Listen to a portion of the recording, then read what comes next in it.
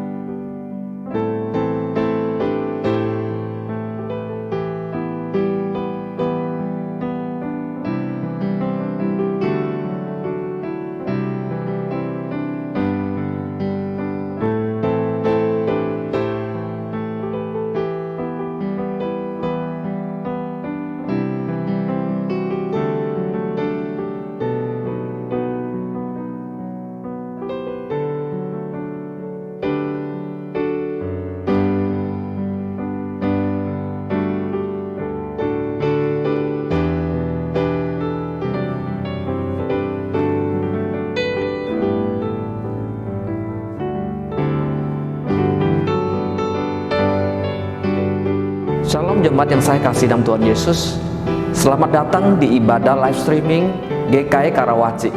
Mari kita mempersiapkan hati kita untuk beribadah kepada Tuhan yang Maha Kudus, karena hanya Dia layak disembah dan dipuji. Karena Dialah Allah Kudus, Allah yang kita muliakan sampai selama-lamanya. Selamat beribadah, Tuhan Yesus memberkati. 弟兄姐妹们平安，欢迎你们来参与基督耶稣教会卡拉瓦基堂会在网上主日崇拜。我们来预备心来敬拜他，因为他是圣洁的，是配得我们的敬拜，一切荣耀都归给他。祝大家敬拜快乐，愿上帝赐福你们。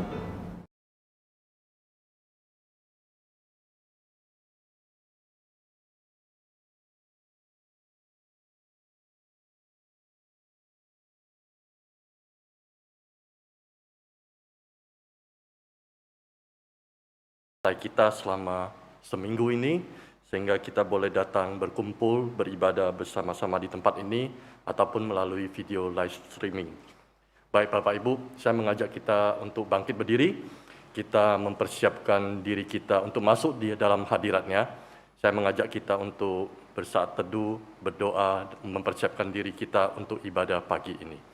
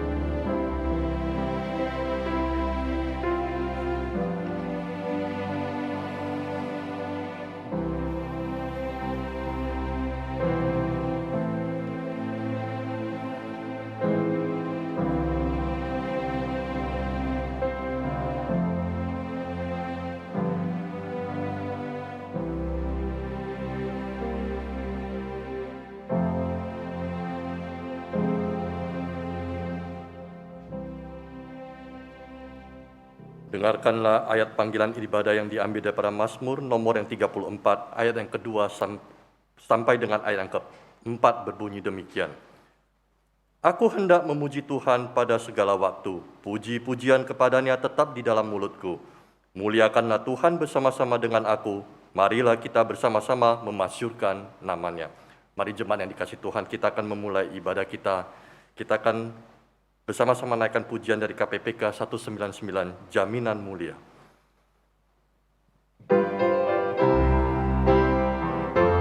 Jaminan mulia diberikan karena Yesus milikku abadi.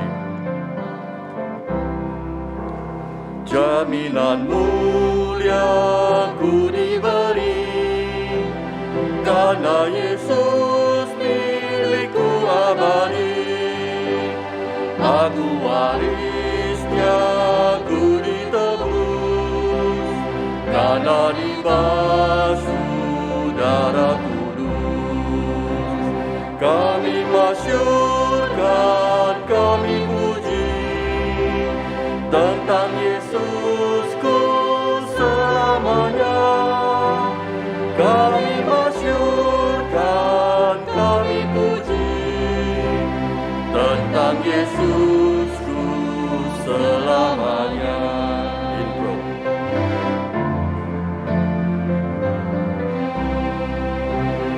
Aku serahkan diri penuh, di dalam Tuhan hatiku teduh, sambil menyongsong kembalinya. Ku diliputi anugerahnya.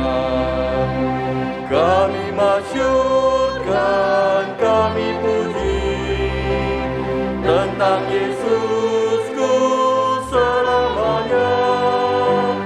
Kami masyurkan, kami puji tentang Yesusku selamanya. Kami masyurkan, kami puji. Kami masyurkan, kami puji tentang Yesusku selamanya. Kami masyurkan, kami puji tentang Yesusku selamanya. Jemaat dipersilakan duduk. Dengarkanlah ayat pengakuan dosa, dengarkanlah firman Tuhan yang terambil daripada Mazmur 25 ayat yang ke-18 berbunyi demikian. Tiliklah sengsaraku dan kesukaranku, dan ampunilah segala dosaku. Jemaat yang dikasihi Tuhan, seringkali kita sebagai orang percaya di dalam hidup kita, kita melakukan sesuatu yang mendukakan hati Tuhan, baik secara sengaja maupun tidak sengaja.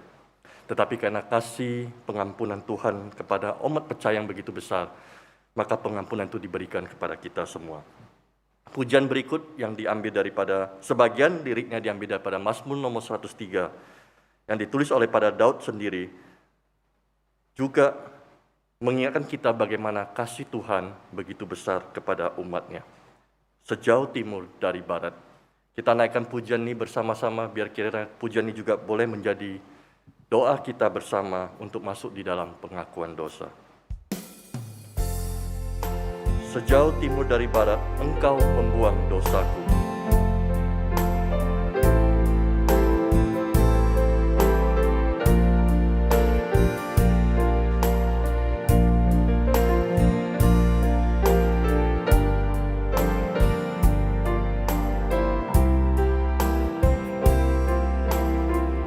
Sejauh timur dari barat.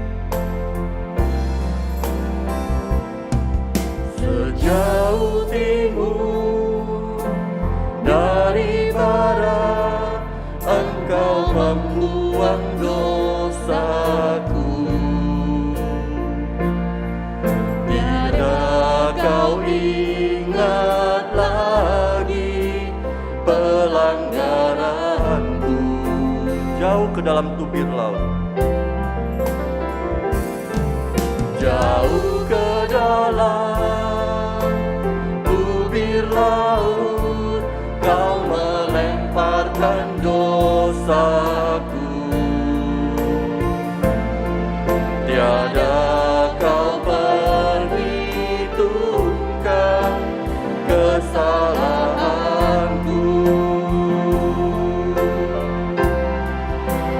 Betapa besar kasih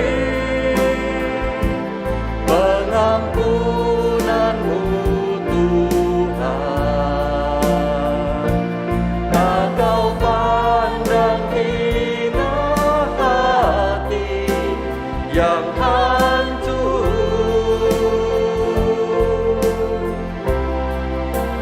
Ku menerima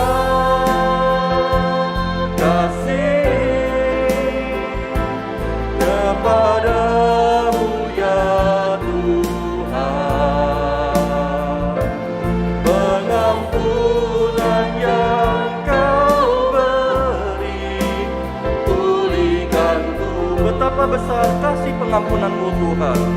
Mari jemaat kita semua bangkit berdiri. Betapa besar Kasih pengampunan-Mu Tuhan, tak Kau pandang hina hati yang hancur.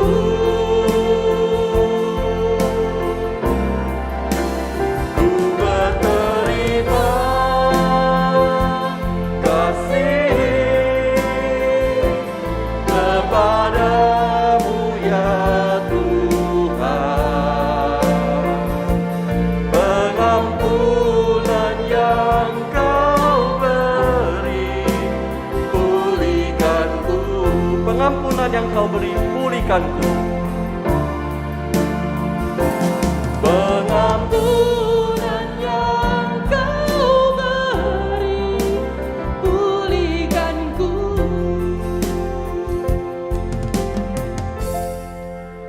Mari jemaat sekalian kita merendahkan diri kepada Tuhan yang Maha Kuasa, yang mengasihi kita. Kita mengaku dosa dan pelanggaran kita. Bapa kami yang bertahta di dalam kerajaan surga, betapa mulia dan kudusnya Engkau ya Tuhan. Kami bersyukur untuk anugerah-Mu yang Engkau berikan. Terima kasih untuk nafas yang Tuhan berikan di masa-masa pandemik ini ya Tuhan. Engkau masih memberikan nafas kehidupan dan anugerah. Namun ya Tuhan, kami sadar bahwa kesempatan yang Engkau berikan ini, kami tahu kami tidak selalu hidup menyenangkan hati-Mu. Kami seringkali mendukakan Engkau di dalam kehidupan kami.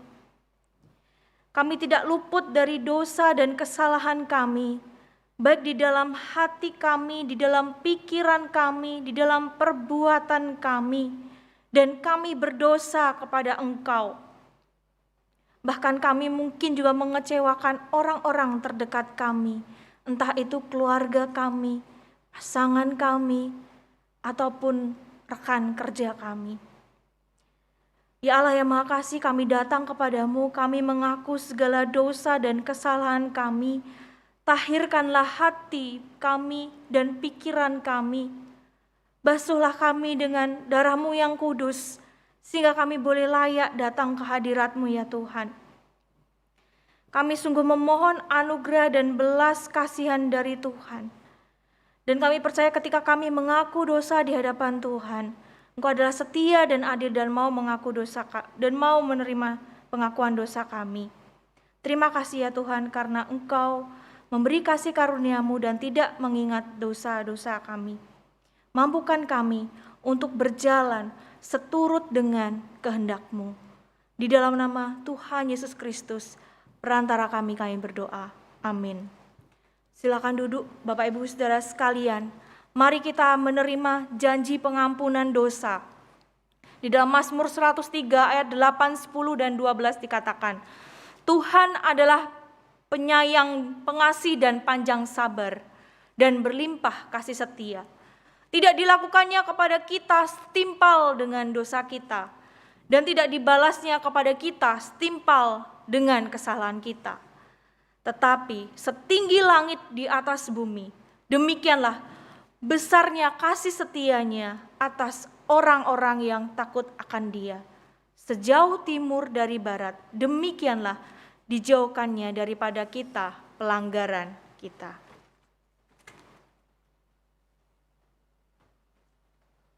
Mari jemaat, sebagai respon kita atas pengampunan dosa yang diberikan, kita naikkan sebuah pujian syukur, kasih Tuhan selamatkanku.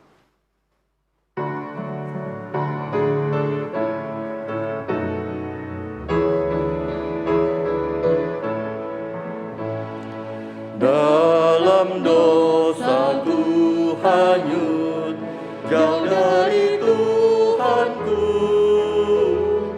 beban dosa menekan hatiku susalah. Tuhan Maha Pengasih, Ya dengar tangisku, Ya menyelamatkanku, terhanyutlah kasih Tuhan, selamatkanku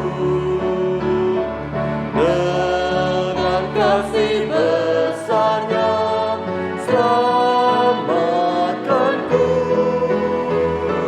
Kasih Tuhan, selamatkanku dengan kasih besarnya, selamatkanku. Mari jemaat kita bangkit berdiri. Tiba saatnya dengan umat Tuhan di segala tempat, kita akan bersama-sama mengikrarkan pengakuan iman kita yang berbunyi demikian. Aku percaya kepada Allah, Bapa yang Maha Kuasa, Khalik langit dan bumi, dan kepada Yesus Kristus, Anak-Nya yang tunggal Tuhan kita, yang dikandung daripada Roh Kudus, lahir dari anak darah Maria, yang menderita sengsara di bawah pemerintahan Pontius Pilatus, disalibkan, mati dan dikuburkan, turun ke dalam kerajaan maut. Pada hari yang ketiga, bangkit pula dari antara orang mati, naik ke sorga, duduk di sebelah kanan Allah, Bapa yang Maha Kuasa. Dan dari sana ia akan datang untuk menghakimi orang yang hidup dan yang mati. Aku percaya kepada Roh Kudus, gereja yang kudus dan am, persekutuan orang kudus, pengampunan dosa, kebangkitan tubuh, dan hidup yang kekal. Amin. Jemaat dipersilakan duduk. Saat ini kita akan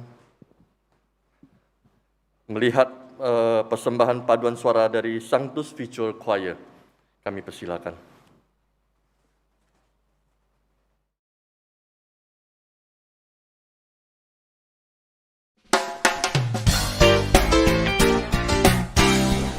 Janji. Kita semua pernah berjanji. Kita juga pernah diberi janji oleh orang lain. Ada yang terpenuhi, ada yang tidak.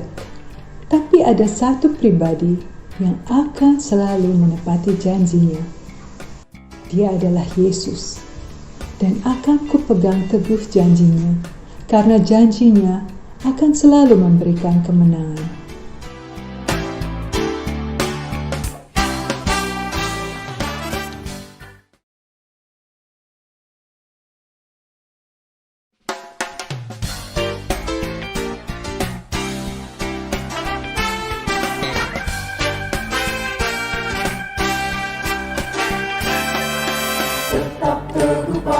Janji Tuhanku, puji syukur bagi Kristus ku seru.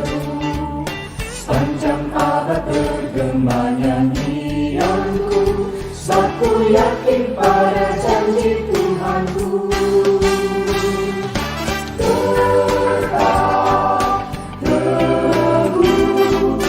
Tetap teguh pada janji Tuhan Yesus.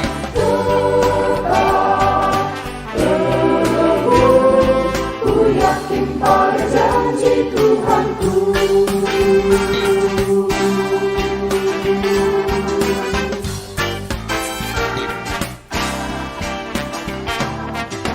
Tetap teguh pada janji Tuhanku, walau topan bimbang ragu berderu.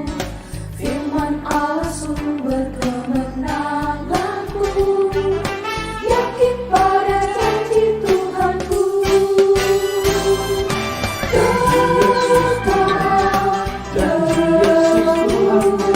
Tetap teguh pada janji Tuhan Yesus.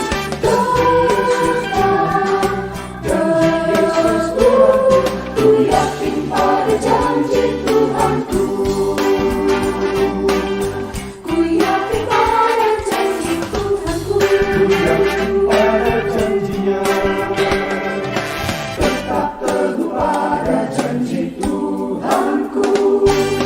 Kasih-Nya kekal tetap mengikatku.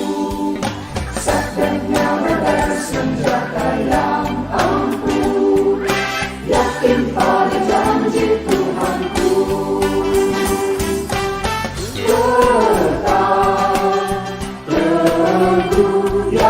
Tetap teguh pada janji Tuhan Yesus. Tetap teguh, ku yakin pada janji Tuhanku.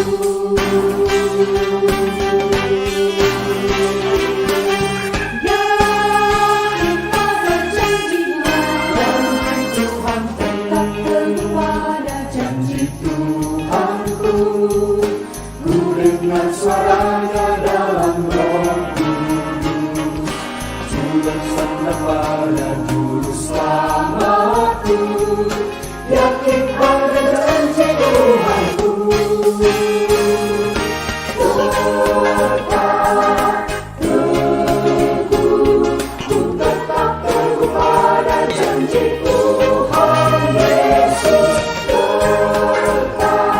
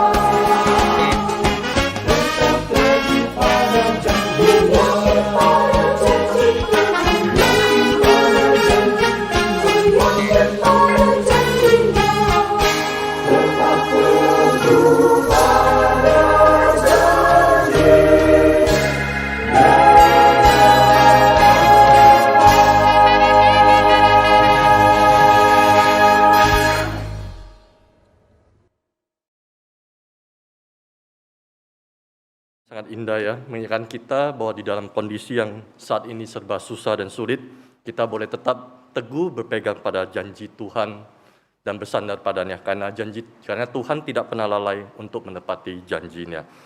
Bapak Ibu, jemaat yang dikasihi Tuhan, jika ada yang terbeban untuk melayani bersama di dalam Sanctus Victor Choir, boleh menghubungi Bapak Timothy Daun ataupun Ibu Sani Margarita Salim, ataupun langsung boleh menghubungi tata usaha gereja.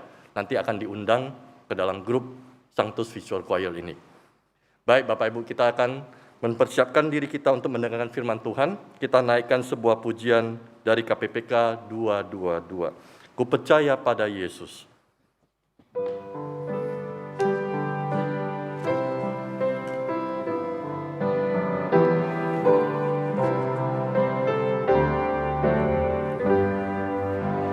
Ku percaya pada Yesus dan firman-Nya yang bakal. Ku bersandarkan janji-Nya, turut sabda yang mulia. Yesus, Yesus, ku percaya selamanya setia. Yesus, Yesus, indah mulia, oh tambahlah imanku. Ku percaya pada Yesus, darah-Nya dicurahkan hanya oleh karena iman, hatiku disucikan. Yesus, Yesus, ku percaya selamanya setia. Yesus, Yesus, indah mulia, oh tambahlah imanku. Yesus, Yesus, ku percaya. Yesus, Yesus, ku percaya selamanya setia. Yesus, Yesus, indah mulia, oh tambahlah imanku.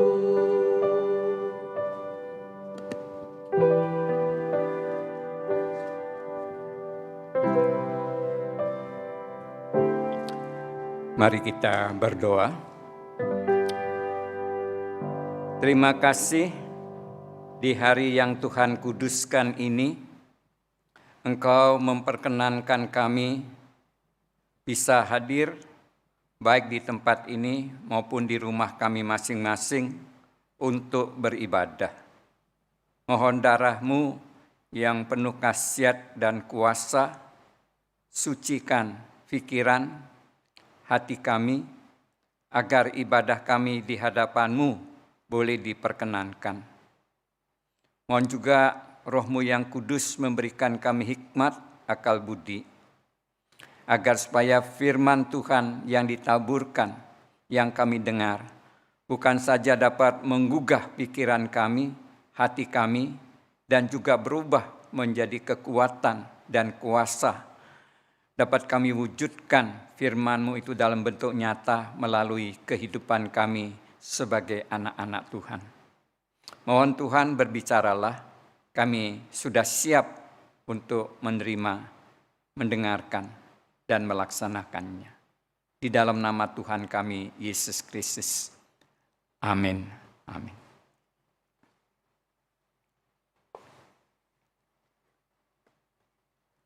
Saudara, baik yang berada di sini maupun yang berada di rumah, selamat bertemu. Kiranya saudara semua dalam keadaan baik dan sehat. Dalam pertemuan kita atau dalam ibadah kita pada pagi hari ini, kita akan mempergunakan metode eksposisi untuk melanjutkan pembahasan bagian firman Tuhan, khususnya yang terdapat di dalam 2 Petrus pasalnya yang ketiga, ayatnya yang ke-8 sampai ayatnya yang ke-13, untuk melihat tema yang akan dikemukakan, dibahas pada pagi hari ini, berjudul Allah menepati janjinya. Nah, untuk lebih memperjelas dan mempertajam, saya akan ubah tema ini dalam bentuk pertanyaan, ya, supaya dapat mengangkat benar-benar apa yang dimaksudkan dalam bagian pembacaan yang nanti kita akan baca bersama-sama dengan bentuk pertanyaan, ya, tema dalam bentuk pertanyaan. Apakah Allah benar-benar menepati janjinya?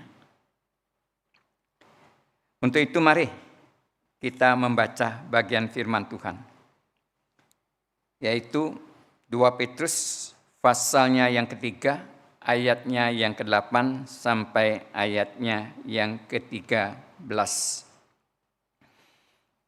Nah, saya akan bacakan dan saudara memperhatikan bagian bacaan ini.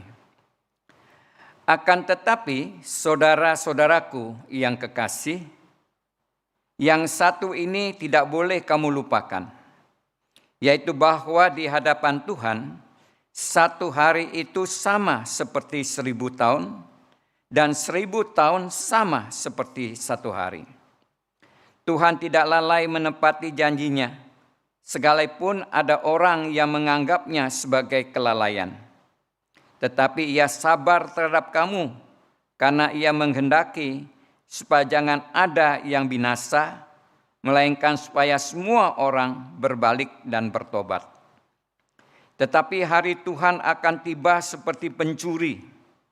Pada hari itu langit akan lenyap dengan gemuruh yang dahsyat, dan unsur-unsur dunia akan hangus dalam nyala api, dan bumi dan segala yang ada di atasnya akan hilang lenyap. Jadi jika segala sesuatu ini akan hancur secara demikian, betapa suci dan salehnya kamu harus hidup, yaitu kamu yang menantikan dan mempercepat kedatangan hari Allah. Pada hari itu langit akan binasa dalam api, dan unsur-unsur dunia akan hancur karena nyalanya.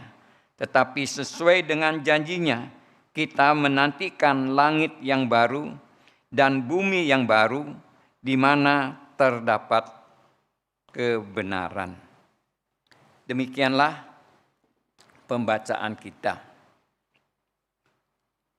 Mungkin saudara masih ingat, tatkala Tuhan mengetahui dirinya tidak berapa lama lagi akan berpisah dengan murid-muridnya. Lalu dia mengeluarkan statement yang sangat-sangat penting, merupakan inti daripada keyakinan kekristenan, yaitu dengan mengatakan bahwa Tuhan itu adalah jalan, kebenaran, dan hidup. Terjemahan yang lebih tepat sebenarnya berbunyi demikian: Allah bukan saja jalan, kebenaran, dan hidup. Dia adalah satu-satunya jalan, satu-satunya kebenaran, dan satu-satunya hidup. Nah, berkaitan dengan tema yang akan kita bahas, kita menekankan statement Tuhan yang menyebut dirinya adalah satu-satunya kebenaran. Tuhan menyebut dirinya adalah kebenaran, itu menyatakan di dalam dirinya tidak ada kemunafikan, tidak ada ketidakjujuran, ketidakbenaran, dan sebagainya. Tuhan menyebut dirinya adalah kebenaran. Ini juga menunjukkan bahwa setiap kalimat kata yang diucapkan melalui mulutnya itu benar, ya dan amin. Artinya apa saja yang dikatakan itulah yang akan terjadi. Bukan saja demikian, Tuhan menyebut dirinya adalah kebenaran. Bukan saja kata-katanya itu benar, tepat. Dan juga menyatakan bahwa apa saja yang dia janjikan, apa saja yang dia janjikan, itu benar. Bukan saja benar, dan itu pasti akan ditepati. Itu yang dimaksudkan Tuhan adalah kebenaran. Nah saudara, dari bagian pembacaan kita tadi, ternyata mempunyai latar belakang, situasi, kondisi jemaat pada waktu itu. Pada waktu itu tersebar rumor yang mengatakan bahwa Tuhan itu tidak benar. Bahwa Tuhan itu tidak menepati janjinya. Buktinya dia menjanjikan segera datang, tapi sampai pada saat itu tidak datang. Maka Tuhan itu melalaikan, melanggar janjinya. Rumor ini sederhana, tetapi daya rusaknya luar biasa. Dan anggota jemaat yang termakan, dia akan tergoyah imannya. Mereka akan kecewa, putus asa. Kemungkinan juga mereka akan meninggalkan keyakinannya. Mengapa saya mengatakan demikian? Karena situasi kondisi yang dihadapi anggota jemaat pada waktu itu, boleh dikatakan mereka sedang menghadapi suatu masalah yang luar biasa dahsyatnya, yaitu mereka menghadapi multi kesukaran, multi kesulitan, multi pencobaan dan sebagainya. Karena apa saudara?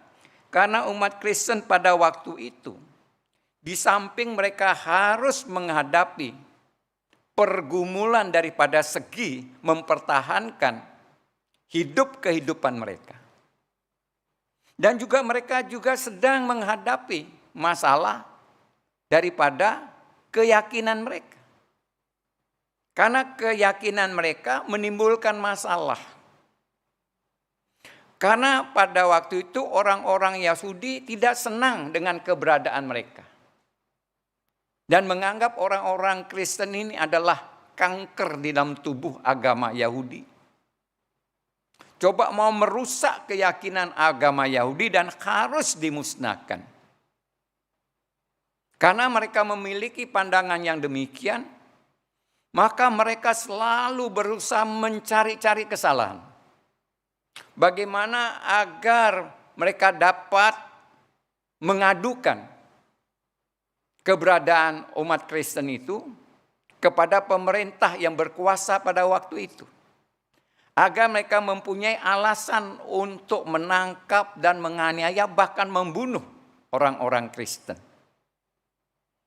Dan di samping itu, pemerintah yang berkuasa pada waktu itu juga mempergunakan segala macam cara untuk mempersulit, untuk dijadikan dasar menangkap, menyiksa, bahkan membunuh. Apalagi telinga penguasa pada waktu itu sangat tipis.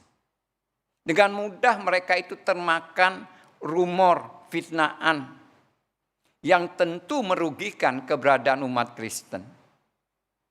Oleh karena itu umat Kristen pada waktu itu menghadapi multi penderitaan, multi masalah. Di dalam situasi kondisi yang demikian, umat Kristen hanya mempunyai satu pengharapan. Pengharapan apa? Yaitu pengharapan janji. Janji apa? Yaitu janji bahwa Tuhan segera datang. Kalau Tuhan segera datang, maka mereka bisa terlepas daripada multi penderitaan itu. Mereka bisa bersukaria, penuh dengan kebahagiaan bersama-sama dengan Tuhan. Sebab itu mereka menanti dan merindukan Tuhan segera datang. Itu merupakan pengharapan satu-satunya mereka. Di dalam mereka menunggu, Tuhan tidak datang-datang. Lalu muncul rumor daripada penyesat-penyesat itu dengan mengatakan, kamu tidak perlu lagi percaya kepada Tuhan ini.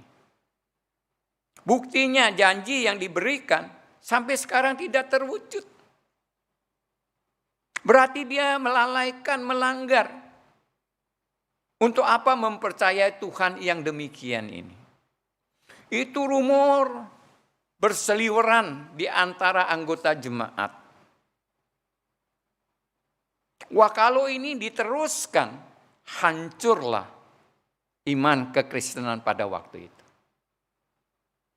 Situasi, kondisi yang demikian ini tidak luput dari perhatian Rasul Petrus. Rasul Petrus menyadari rumor ini, ajaran yang coba menyesatkan iman keyakinan Kristen ini sederhana. Aduh, Tuhan kamu gak usah dipercayain dah. Buktinya apa? Dia melanggar janji. Bukankah dia janji mau datang tapi tidak datang? Tuhan yang melanggar janji, apakah dia Tuhan? Tidaklah. Sebab itu tidak perlu kita membuang-buang waktu pengharapan kita kepada Tuhan yang tidak bisa memegang janji ini. Dalam situasi kondisi umat Kristen menghadapi multi penderitaan itu, wah, rumor ini luar biasa dampaknya. Ini kalau diteruskan satu persatu umat Kristen pada waktu itu akan meninggalkan Tuhan. Akan putus asa, akan kecewa dan sebagainya. Petrus menyadari. Oleh karena itu dia segera turun tangan. Maka melalui bagian pembacaan kita, Petrus memberikan argumentasi. Memang Tuhan menjanjikan. Janji Tuhan itu pasti digenapin. Tetapi cuma kenapa sampai sekarang belum terwujud?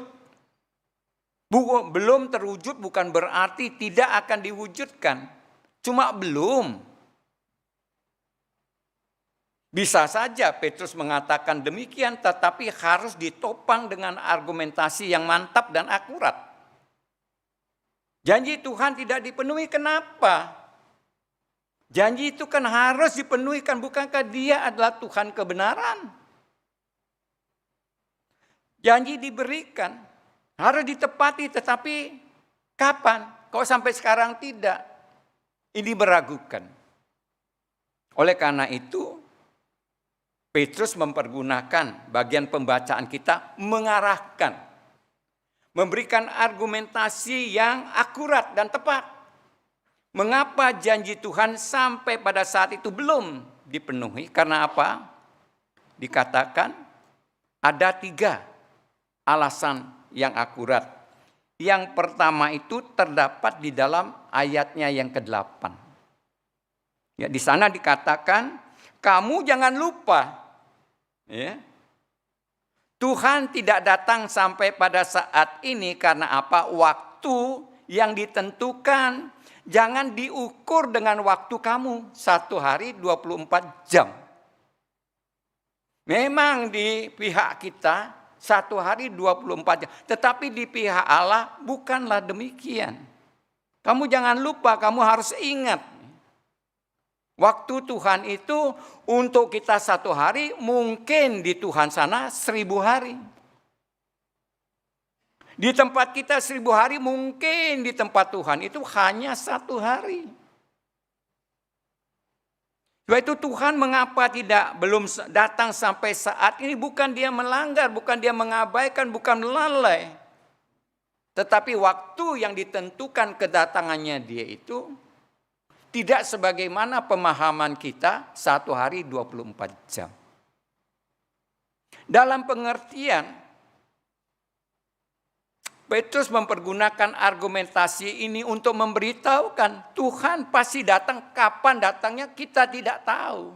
Karena waktu kita dengan waktu Tuhan berbeda. Tetapi yang pasti janji ini pasti diwujudkan, cuma kapannya kita tidak tahu.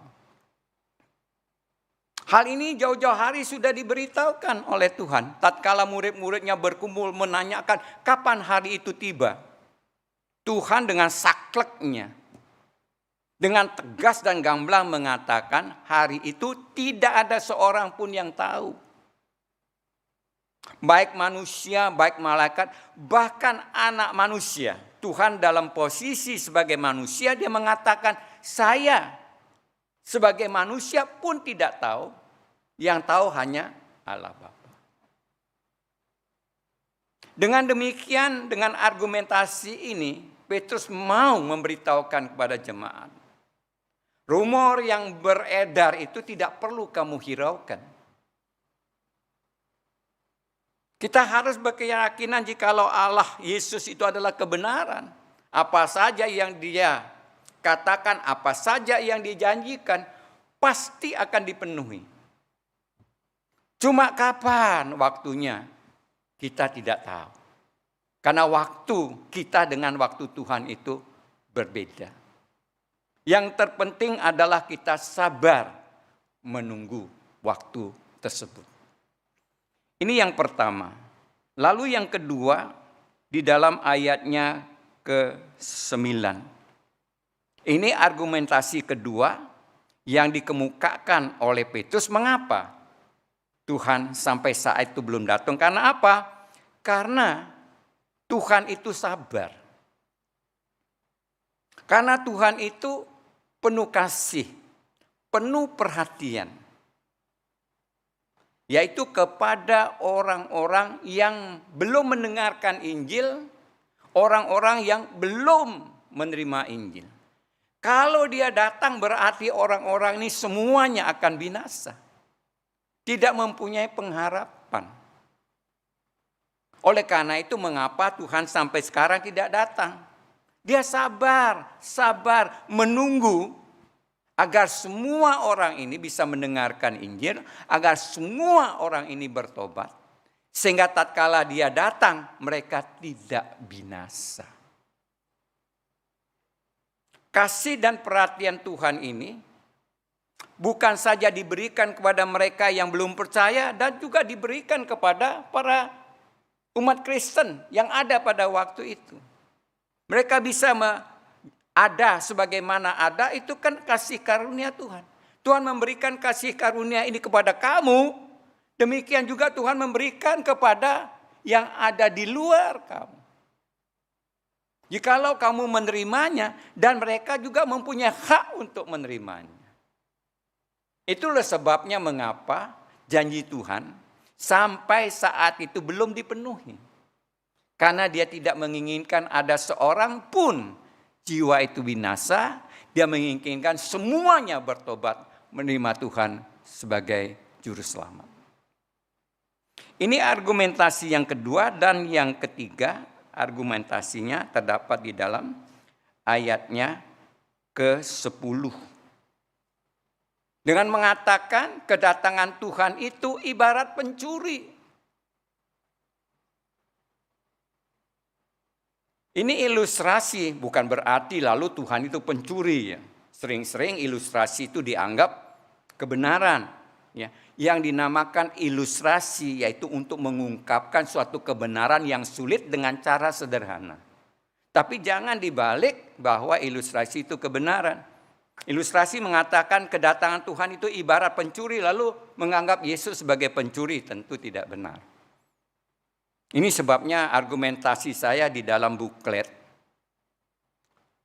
ilustrasi mengenai Allah Tritunggal. Ada yang mengatakan itu tidak masuk di akal, bukan tidak dimasuk di akal. Memang tidak masuk di akal apabila ilustrasi tentang Allah Tritunggal itu disamakan dengan Allah Tritunggal, tentu salah. Yang dinamakan ilustrasi ada satu lukisan. Agar kita bisa dengan cara sederhana mengerti kebenaran yang sulit. Nah, demikian pula dengan kedatangan Yesus ini. Petrus mengungkapkan dengan ilustrasi sebagai seorang pencuri. Artinya apa?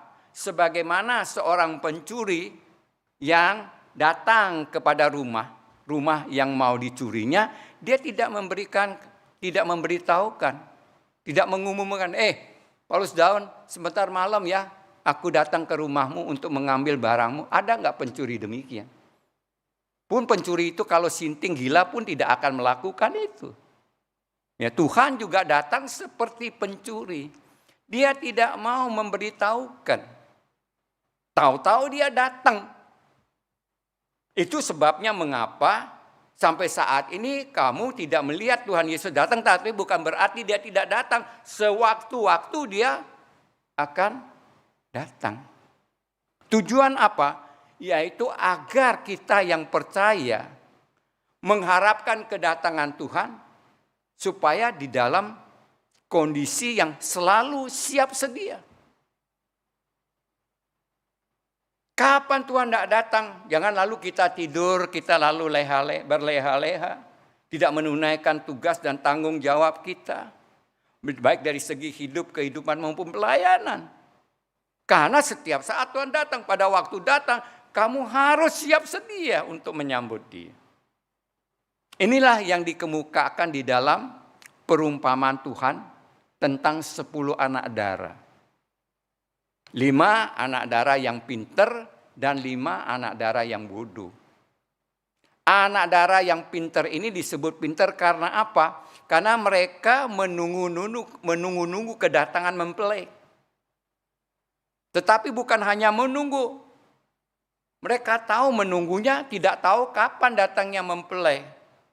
Maka dia mempersiapkan segala sesuatu untuk kebutuhan menyambut, di antaranya itu minyak. Dia tahu, tidak tahu kapan datang, tapi dia tahu mempersiapkan diri. Salah satu di antara yang penting yaitu menyiapkan minyak. Tetapi yang 5 yang bodoh, tidak. Dia hanya tahu minyak aja yang dibutuhkan pada saat itu, tidak memikirkan kapan Tuhan datang. Kapan kedatangannya itu, minyak yang dipersiapkan cukup atau tidak. Dia tidak memikirkan, artinya dia tidak bersiap-siap. Berjaga-jaga.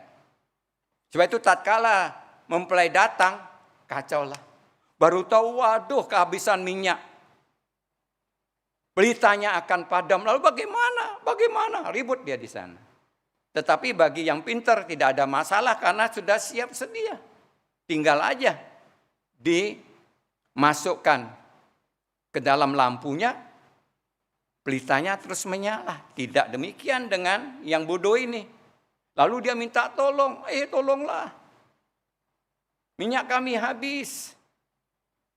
Pinjamkan kami. Yang pintar mengatakan pinjamkan kepada kamu, lalu kami bagaimana? Kan tidak bisa. Pergi aja. Kamu membeli. Membeli bagaimana dalam keadaan tengah malam begitu? Sudah tidak ada kesempatan, akhirnya saudara apa yang terjadi? 5 yang pintar masuk bersama-sama mempelai, sedangkan yang bodoh ini ditinggalkan di luar. Memang di dalam perumpamaan itu banyak sekali yang menafsirkan minyak itu apa? Roh Kudus. Salah. Minyak di sana bukan melambangkan Roh Kudus. Kenapa? Kalau melambangkan Roh Kudus berarti minyak Roh Kudus bisa dipinjamkan. Berarti Roh Kudus bisa dipinjamkan. Oh, kalau beli saja, berarti Roh Kudus bisa dijual beli. Tidak. Sebetulnya perumpamaan itu inti yang ada di dalamnya yaitu melalui perumpamaan itu Tuhan mengingatkan bahwa kedatangan Tuhan yang kedua kali perlu dipersiapkan sebaik-baiknya setiap saat. Karena kedatangannya itu ibarat seorang pencuri. Kita tidak tahu kapan dia datang. Tetapi kalau kita siap sedia selalu, kapanpun datang tidak ada masalah. Ini sungguh-sungguh suatu peringatan yang luar biasa bagi kita umat Kristen. Ada umat Kristen pikir, puji Tuhan, haleluya, saya sudah percaya Tuhan. Lalu dia menuntut kehidupan yang tidak karuan-karuan.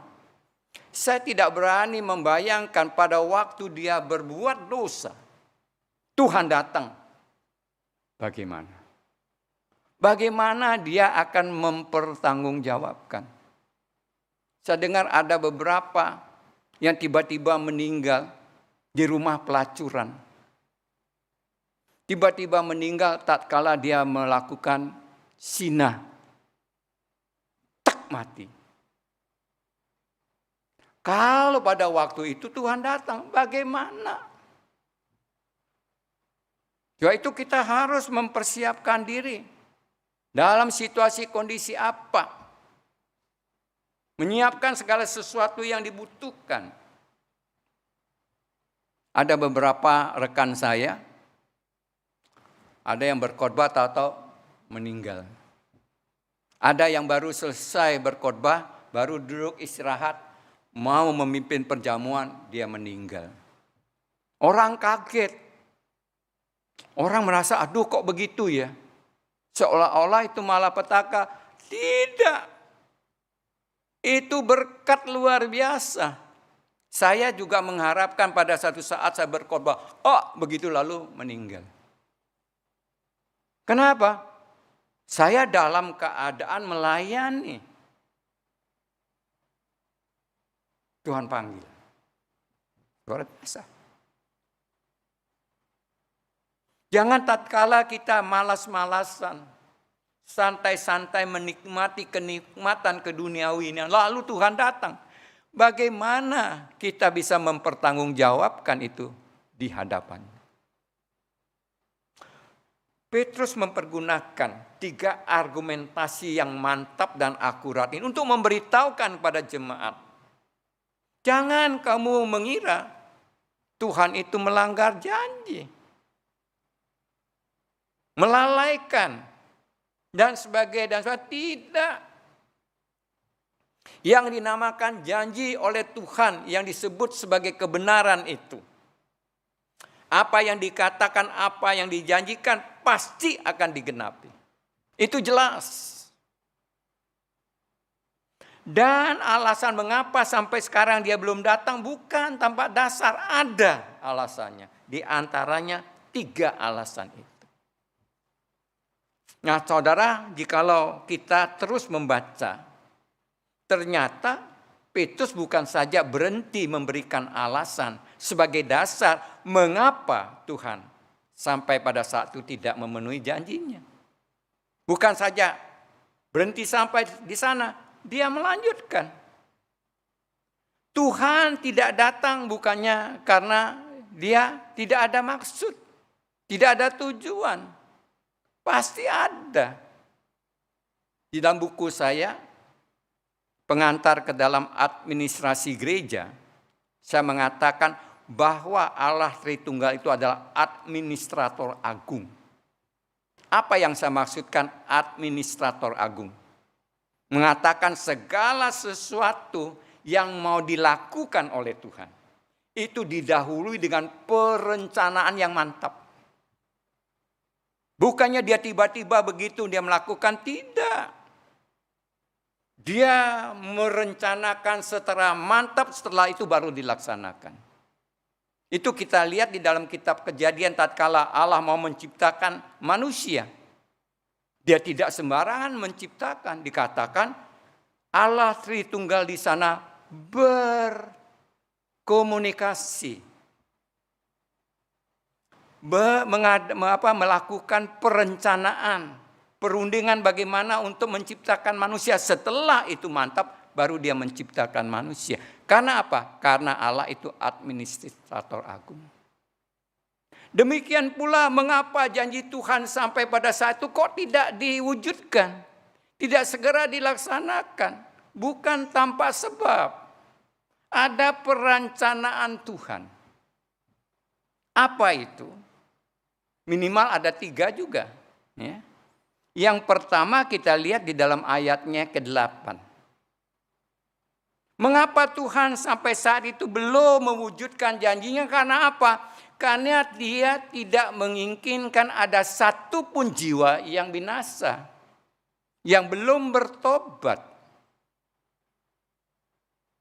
Untuk orang-orang yang tidak percaya, Tuhan menaruh perhatian. Oleh karena kasih-Nya, tetapi melalui kata-kata ini mengingatkan umat Kristen pada waktu itu, dan tentu juga mengingatkan umat Kristen generasi berikutnya, termasuk kita. Kenapa Tuhan sampai saat ini kok belum datang? Apalagi tatkala kita menghadapi pandemi COVID-19 ini. Waduh, boleh dikatakan kita menghadapi multi penderitaan. Seperti seolah-olah kehidupan kita dijungkir balikkan. Kita merasa ini tidak benar, itu tidak benar, belum lagi kekhawatiran, kecemasan, ketakutan kena. Apalagi maut akan menjemput. Luar biasa, dalam keadaan demikian kenapa Tuhan kok tidak datang? Angkat aja kita semuanya beres, tidak perlu lagi kita merasakan multi penderitaan, kecemasan, dan ketakutan. Tapi kenyataan sampai saat ini Tuhan tidak datang. Bukan tanpa sebab. Dia adalah administrator agung. Dia mempunyai perencanaan. Kenapa? Yaitu mengingatkan umat Kristen pada waktu itu dan masa kini. Bahwa ada pekerjaan yang belum kita selesaikan. Yaitu menggenapkan apa yang diperintahkan Tuhan dalam bentuk amanat agung. Hendaklah kamu pergi jadikan sekalian bangsa itu muridku. Baptis mereka. Ini belum kita laksanakan. Dengan mengatakan Tuhan tidak menginginkan mereka binasa, mengingatkan kita, kamu orang-orang Kristen, walaupun menghadapi multi penderitaan, pengharapan mereka, kamu itu masih dalam keadaan mengharap, merindukan. Jangan lupa dalam situasi kondisi ini kamu jangan lalai. Ada pekerjaan yang perlu kamu selesaikan, yaitu merampungkan amanat agung. Supaya jangan sampai ada satu di antara mereka yang belum mendengarkan Injil. Jangan sampai ada satu di antara mereka binasa oleh karena mereka belum menerima Tuhan. Mengingatkan tugas tanggung jawab kita sebagai orang Kristen.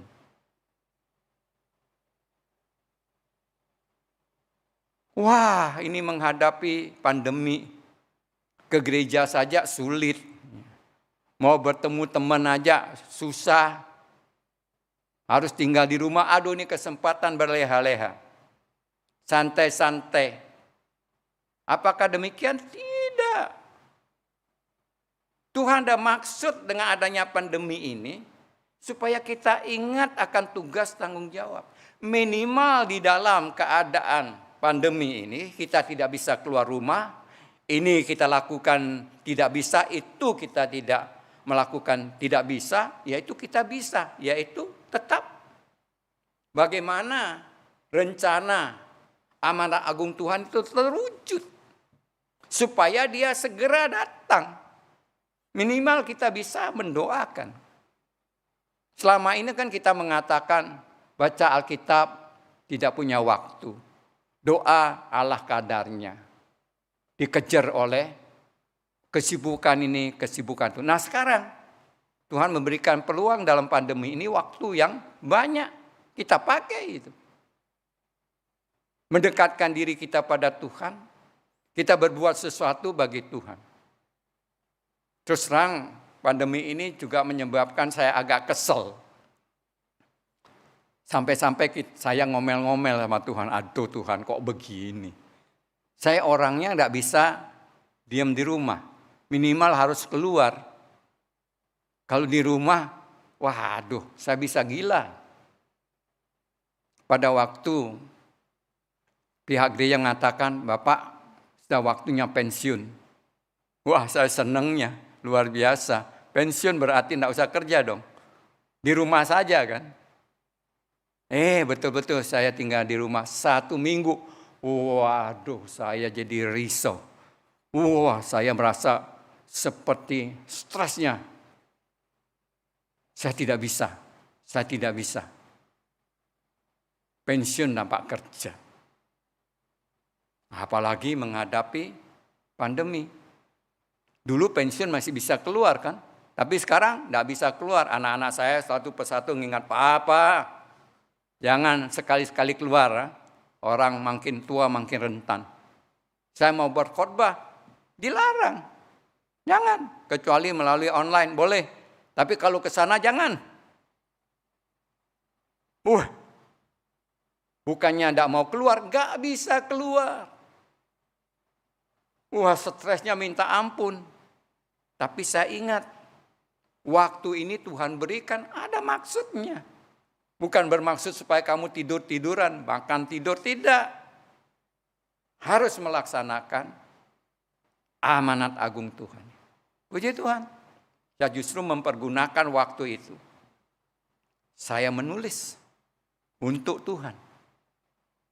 Dalam kurang lebih 10 bulan, 10 buku saya selesaikan.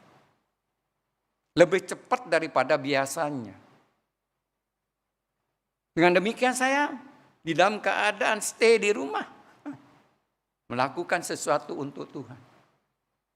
Saudara mungkin mengatakan saya nggak punya karunia menulis, tapi mempunyai karunia lain, bukan? Yang penting itu pakailah. Karena itulah maksud Tuhan. Mengapa dia tidak segera datang, yaitu memberi kesempatan saudara dan saya. Bagaimana melayani, merampungkan amanat agung Tuhan. Itu yang pertama. Dan yang kedua, saudara, kita melihat di dalam ayatnya yang ke-11.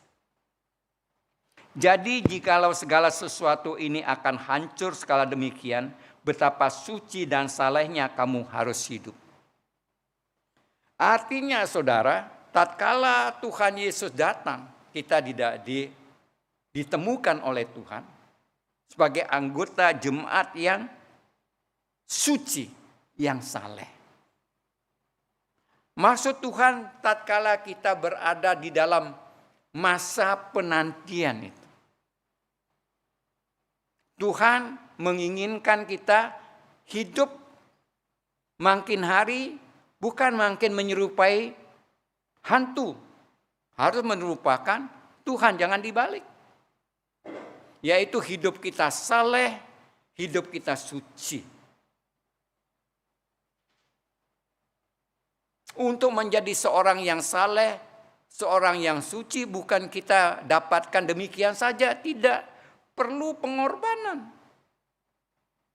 Kemarin saya memimpin seminar tentang ajaran sesat gereja, bidat gereja, apa itu? Bidat gereja Tuhan dari Timur. Salah satu pengajaran yang salah dikemukakan. Dia mengatakan Tuhan Yesus menyelamatkan saja. Hanya itu tugasnya. Tapi dia tidak selesaikan. Karena apa? Dia tidak memberikan way out. Bagaimana supaya orang yang diselamatkan itu bisa menang menghadapi sifat dosa yang masih ada di dalam diri. Paham yang salah. Salah. Tuhan bukan saja menyelamatkan dan juga memberikan kita kemampuan mengatasi sifat aku yang tua. Untuk memenangkan. Dengan cara apa? Yaitu memberikan Roh Kudus-Nya. Dan kita supaya bersandar kepada Roh Kudus. Dan Roh Kudus memberikan kekuatan kemampuan kita. Bukan saja tahu itu kebenaran. Tahu pula bagaimana melaksanakan kebenaran. Untuk itu perlu kita mengeluarkan pengorbanan.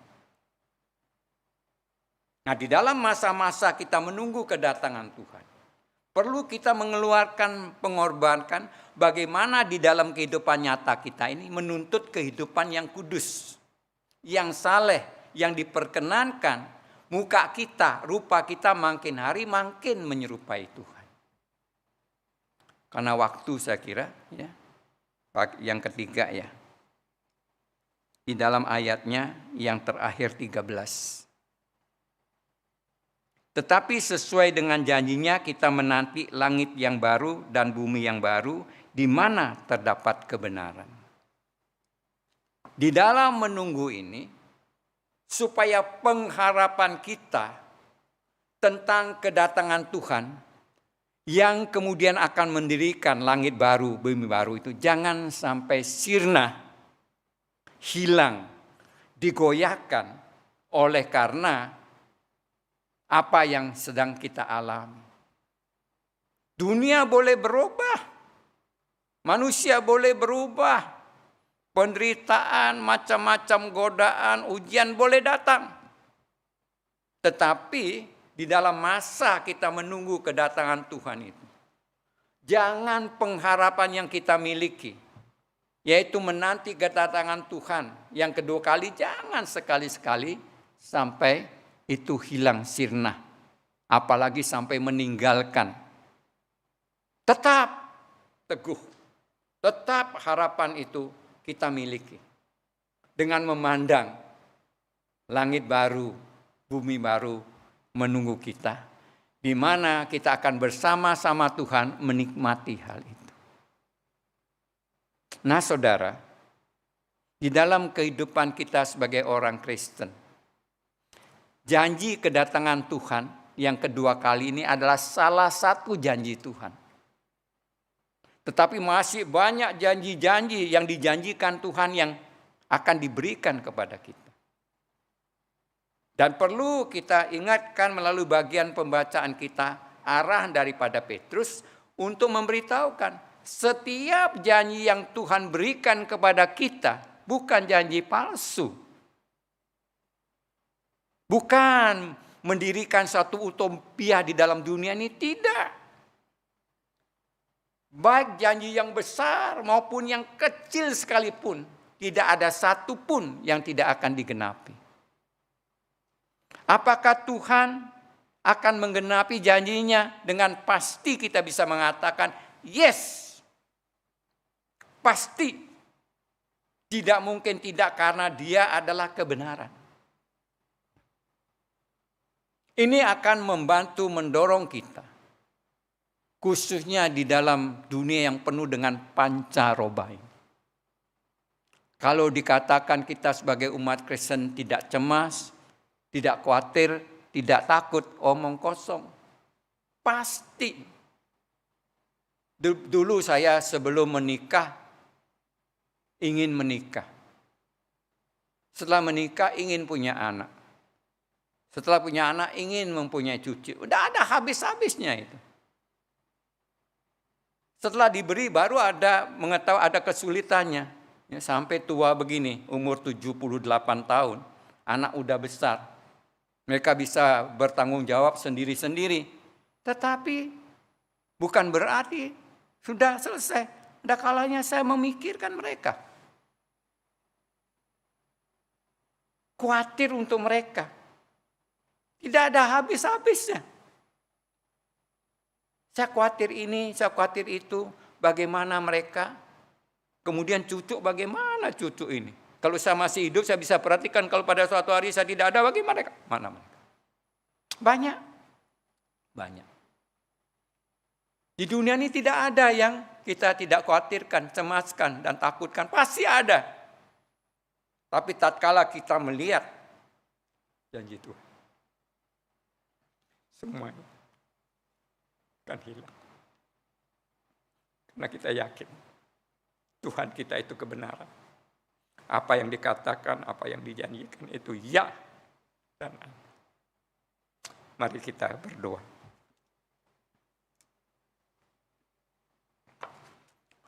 Terima kasih untuk firman, walaupun sangat sederhana, tetapi mengandung makna yang luar biasa, yang menyadarkan dan yang menguatkan. Kami mengakui kelemahan kami ya Tuhan. Kami tahu firman-Mu, tetapi tatkala kami menghadapi sedikit saja kesulitan, sering menyebabkan kami lupa akan kata-kata-Mu, demikian pula janji-janji-Mu. Tolong melalui firman-Mu selalu mengingatkan kami, supaya kami megang teguh-teguh akan kata-kata-Mu dan janji-janji-Mu. Demikian akan memantapkan perjalanan kami di dunia yang penuh dengan pancaroba, cobaan dan ujian ini.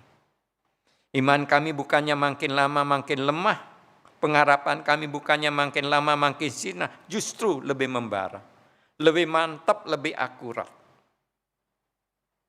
Untuk menunggu penuh dengan kesabaran akan janji Tuhan itu terwujud, menyiapkan kami bumi yang baru dan langit yang baru. Terima kasih di dalam nama Tuhan kami, Yesus Kristus.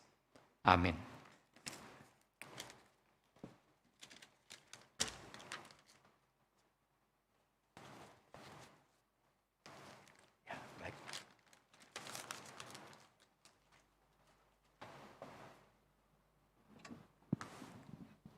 Terima kasih kepada Pendeta Paulus Daun untuk firman yang sudah disampaikan kepada kita semua. Biar kiranya firman tersebut sungguh boleh memberkati kita semua dan boleh meneguhkan sekali lagi iman kita.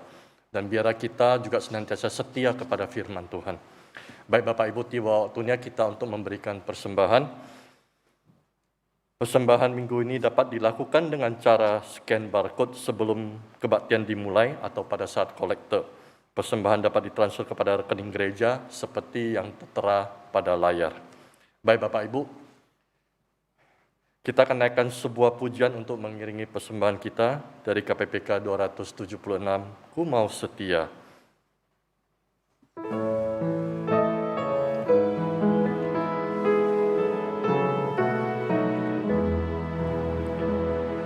Ku mau setia karena ku dipercaya, ku mau suci karena ku dikasih, ku mau teguh untuk tanggung segala derita dengan pasti menangkan seteru dengan pasti menangkan seteru. Intro. Ku mau cinta pada mereka yang susah. Ku mau cinta pada mereka yang susah. Ku mau memberi dengan rela hati. Ku mau rendah karena ku tak sempurna. Ku mau ikut teladan Tuhanku. Ku mau ikut teladan Tuhanku. Jemaat yang dikasihi Tuhan, mari kita satu di dalam doa. Bapa yang di dalam surga, kami sungguh bersyukur kepadamu ya Tuhan untuk segala anugerah ataupun berkat yang Engkau telah berikan kepada kami. Kami bersyukur ya Tuhan bagaimana Engkau telah memelihara kami ataupun keluarga kami ataupun orang-orang dekat di sekitar kami ya Tuhan. Kami juga bersyukur ya Tuhan untuk semua anugerah yang Tuhan berikan yang tidak bisa kami katakan satu persatu. Kami bersyukur ya Tuhan untuk juga ibadah pagi ini ya Tuhan. Bagaimana Engkau sudah memimpin kami ya Tuhan dari awal hingga saat ini. Kami bersyukur Tuhan boleh memuji Tuhan. Bersyukur boleh mendengarkan kebenaran firman-Mu. Kami juga bersyukur ya Tuhan boleh memberikan persembahan di hadapan-Mu ini ya Tuhan. Biar kiranya Tuhan semua ini menyukakan hati-Mu dan berkenan di hadapan-Mu ya Tuhan.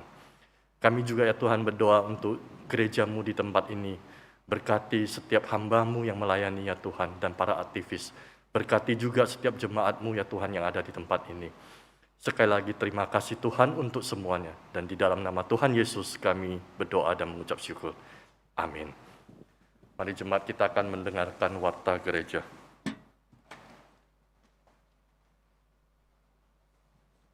Jemaat yang saya kasih dalam Tuhan, kita bersyukur untuk hari ini. Kita boleh beribadah bersama-sama, baik di gedung gereja maupun Bapak Ibu yang ada di rumah.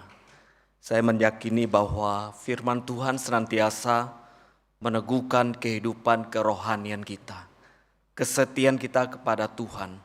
Di tengah pergumulan kita tetap menantikan, tetap berpengharapan bahwa suatu hari Yesus Kristus Tuhan kita akan datang ke dunia yang kedua kalinya untuk menjemput setiap kita.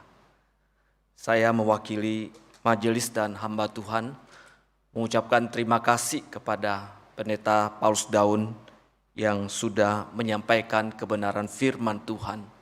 Pendeta Paulus Daun adalah pendeta senior dan banyak sekali menulis buku, dan tentu ini akan menolong jemaat untuk belajar lebih banyak mengenai kebenaran firman Tuhan. Saudara sekalian kasih dalam Tuhan, saya yang pertama mau menyampaikan bahwa gereja setiap saat menyediakan pelayan pastoral bagi jemaat yang mengalami kesulitan, mengalami pergumulan. Bagi saudara yang ingin counseling untuk doa, konsultasi, bimbingan rohani, silakan bisa menghubungi nomor HP di gereja seperti yang di bawah ini atau nomor HP hambanya Tuhan. Saudara bisa menghubunginya sehingga bisa mendapatkan pelayanannya. Kemudian yang kedua, kami mengundang kembali untuk seluruh jemaat supaya setiap Rabu tengah minggu kita ada satu kali untuk meluangkan waktu untuk bergabung dalam kebaktian doa. Kalau dulu kita betapa sulitnya datang di gedung gereja, tetapi di masa pandemi saya meyakini bahwa kita ada waktu. Entah kita saat di rumah ataupun pada waktu berada di mobil, saudara, kita bisa ibadah secara online. Mari saya mengajak seluruh jemaat untuk meluangkan waktunya, untuk berdoa. Yang berikutnya adalah mengenai apa yang ada di gereja bagi banyak jemaat yang belum mendapatkan kiriman gema yang berbahasa Indonesia ataupun yang bahasa Mandarin, link kebaktian umum, kebaktian doa, suara penggembalaan, dan informasi yang lainnya, saudara. Mungkin sampai saat ini masih ada yang bingung, ya. Silakan saudara menghubungi nomor HP gereja. Telepon kepada TU bahwa saya belum mendapatkannya. Ketika saudara menghubungi, langsung saudara akan diberikan catatan, kemudian akan diberikan waktu berikutnya akan diberikan pelayanan. Saudara silakan menghubungi tata usaha gereja. Saudara, dalam rangka Pasca Sekolah Minggu mengadakan lomba hias telur, ya, dan kita bisa menyaksikan videonya.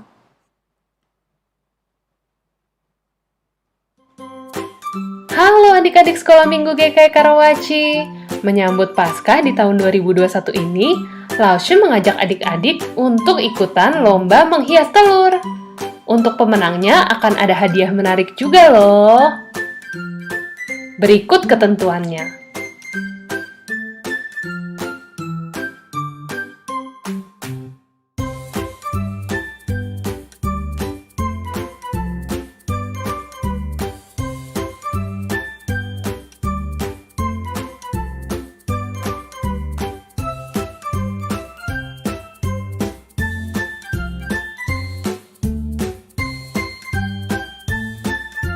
Ayo adik-adik ikutan ya, Laushe tunggu hasil karyanya.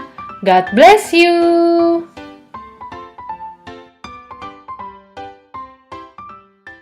Terakhir ada satu konferensi paduan suara yang diselenggarakan oleh GKY Pluit dengan tema Levitas Word is Thy Singing.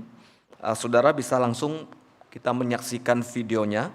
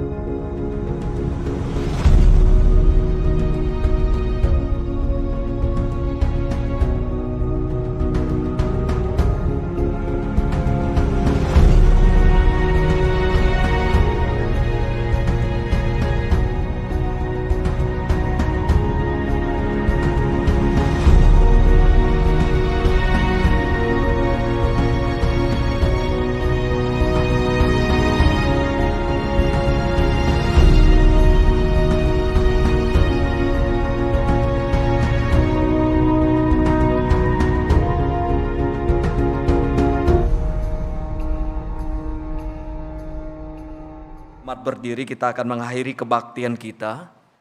Kembalilah ke dalam kehidupan sebagai seorang murid Kristus. Taatilah firman dan bersaksilah bagi Tuhan. Kuatkanlah yang lemah dan bantulah yang kekurangan. Kasihilah dan layani Tuhan dengan segenap hatimu.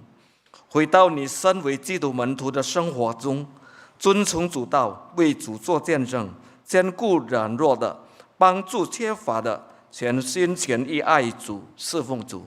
Doxologi. Puji Allah Bapa Putra, puji Allah Roh Kudus, ketiganya yang esa. Mohon selamat sumber berkah. Amin. Jemaat yang saya kasih dalam Tuhan, arahkan hatimu dan terimalah berkat Tuhan. Tuhan memberkati engkau dan melindungi engkau. Tuhan menyinari engkau dengan wajah-Nya dan memberi engkau kasih karunia. Tuhan menghadapkan wajah-Nya kepadamu dan memberi engkau damai sejahtera. Mulai saat ini, bahkan sampai selama-lamanya. 愿耶和华赐福给你，保护你；愿耶和华使他的脸光照你，赐恩给你；愿耶和华向你扬脸，赐你平安，从今时直到永永远远。阿门。阿门。阿门。